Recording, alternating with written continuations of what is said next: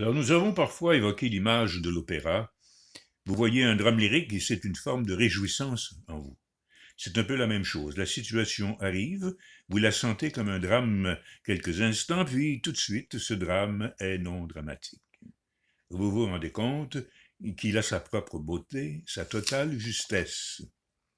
Il n'y a pas d'accident. Cette notion vous quitte. Mais il ne faut pas que ce soit un raisonnement. Quand on se rend compte que ce que l'on cherche n'est pas devant, mais derrière, c'est inévitable. La pensée a peu de place là-dedans. C'est pourquoi on joue avec la sensation. Celle-ci est un reflet plus profond, plus direct de toute évidence. Quand on joue avec le corps, comme nous le proposons ici, des moments de total non-projet surviennent. Ce n'est plus une idée sympathique, c'est quelque chose que je ressens. Je suis présent, il n'y a nulle part où je voudrais aller, je suis totalement tranquille.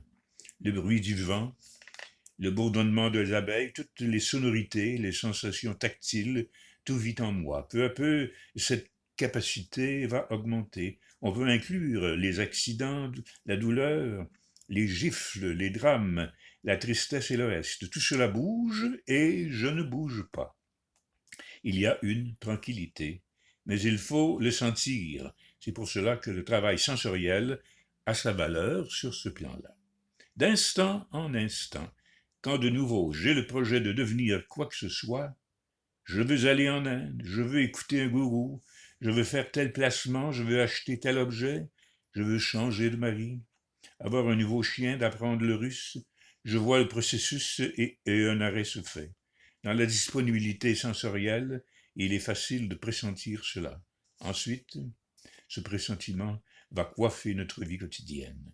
Si l'on comprend cela profondément, toutes les questions métaphysiques sont résolues, il n'y a rien à penser.